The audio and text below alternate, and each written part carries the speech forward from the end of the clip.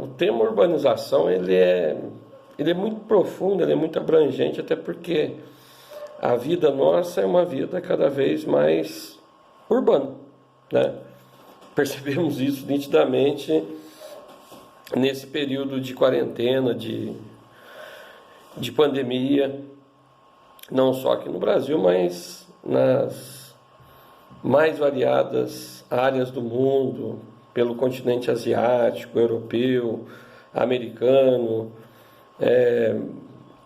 na África, na Oceania, o quanto a vida urbana, ela arrepia o cabelo, porque estamos aqui, né, temos responsabilidade sobre o meio urbano enquanto cidadão, e nesse momento eu gostaria de colocar para vocês uma breve análise dos principais gargalos estruturantes das cidades mundo afora.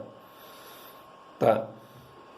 Na área social não é nenhuma surpresa, né? Nós temos aí dificuldades na área de saúde, na área de educação, na área de moradia, na área de emprego, né?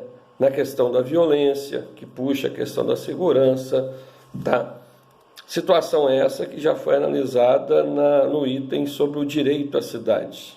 Não dá para achar que temos direito à cidade onde não temos garantias mínimas de sobrevivência digna no meio urbano, tá? Frente a essa necessidade de renda, de saúde, de educação, de segurança, tá?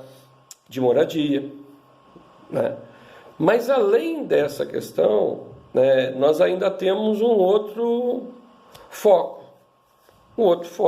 desafiador, negativo, complicado de resolver, que é a questão ambiental. E na questão ambiental eu tenho a questão da água poluída, né? Você tem aí o bom exemplo de Tâmisa, do rio Tâmisa, que foi despoluído, né, ao longo dos últimos quase 50 anos. Por outro lado, a maioria dos rios das cidades mundo afora são despejo, nas palavras do Carlos Drummond, né, espaços de jogar todas as nossas imundícias, né, novamente usando o nosso conterrâneo como referência. Tá? Água cujo esgoto não tem tratamento, cuja fiscalização em relação ao lixo também é outro elemento complicado, né? Nós temos, além da poluição hídrica, a destinação adequada do lixo, né? E sem esses dois, que já são gravíssimos de resolver, nós temos a questão atmosférica, a atmosfera urbana, a atmosfera ligada à chuva ácida, né?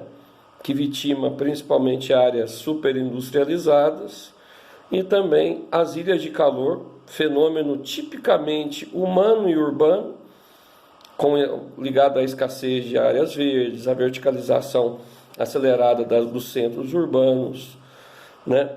E também a inversão térmica que é natural, mas agravada pela poluição, né? Principalmente nos meses mais secos do ano, comum em São Paulo, comum em Santiago, no Chile, comum na Cidade do México, considerada a capital ou uma das capitais mais poluídas do mundo, né? Uma disputa forte aí com Nova Delhi, capital da Índia, né? Que até no ano de 2020 recebe, para nossa alegria, né? uma ajuda da pandemia, né? Qual é a ajuda? As pessoas circulam menos, Nova Delhi tem o seu ar muito menos poluído, conforme facilmente observável nas imagens tiradas recentemente do ambiente, né, das paisagens urbanas da capital da Índia, uma das principais potências deste início do século XXI, né? Está faltando quem? Está faltando o que nós chamamos de gargalos estruturais, né? Que acaba interferindo na questão ambiental, que acaba interferindo na questão social, né? Um deles é o transporte. As cidades cresceram, né, no mundo subdesenvolvido não cresceram, né? Elas incharam, né? Então cresceram demais, né, de maneira desordenada.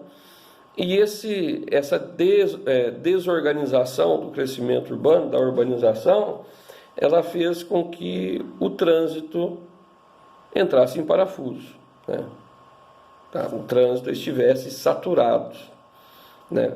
Onde está o erro? O erro principal, principalmente no mundo subdesenvolvido, é a insistência no transporte individual, né? Cada um se vira, né, e vai para o trabalho, cada um se vira e vai para a escola, cada um se vira e desenvolve atividades urbanas na área de serviço, de saúde, né, e tantas outras atividades que nós executamos na cidade. Esse meio individualista, literalmente, ele contribui para que circulem mais carros e o espaço destinado aos veículos, proporcionalmente, não absorve toda a necessidade da população. O exemplo do mundo desenvolvido é simples, é valorizar o transporte coletivo, né? É desincentivar literalmente o transporte individual, com cobrança de pedágio urbano, né, com estacionamento muito caro e até inexistente no centro das grandes cidades da Europa né, e Estados Unidos, né? Você vai ter que ter estacionamento privado, como acontece até no mundo subdesenvolvido, e muito caro também, né? Só que esse caro é muito mais caro no mundo desenvolvido. E com isso as pessoas têm que usar o transporte público, que é eficiente, tem qualidade, né? E envolve também a periferia, né? Porque a cidade crescer demais, ela vai produzir, né, além dessa saturação, ela favorece aquilo que nós conhecemos como impermeabilização do solo urbano. Cada vez o espaço mais impermeável em áreas onde eu tenho uma quantidade de chuvas maior, principalmente na zona intertropical da Terra, eu tenho o espaço urbano mais suscetível a um outro grave problema ambiental, mas sou eu que estou causando, né? Que é a intensidade de enchentes, de alagamentos e de deslizamento de encostas, conforme facilmente observável aqui no Brasil, né, nos meses de verão, entre 2019 e 2020. Pois é, né? E já que nós falamos de água de novo, quer dizer, a questão estruturante, ela também é ambiental, também é social, nós temos saneamento básico. Não dá para pensar o crescimento urbano, né, mesmo aquele organizado, né, que é o que todos nós buscamos, sem a garantia de água encanada e tratada. O esgoto coletado, o adequado seria que também fosse tratado. E o lixo coletado e também depositado no lugar adequado, correto. Enfim, né, pensar no meio urbano é pensar numa realidade que nos desafia, né, numa realidade que é excludente na questão da moradia, para os moradores de rua, para as habitações subnormais, é excludente para o desempregado, engolido pela informalidade, engolido pelas crises econômicas, engolida pela evolução tecnológica, tá? Que contribui para que nas áreas periféricas eu tenha níveis de violência muito preocupantes. Enfim, desafios urbanos são muitos, né?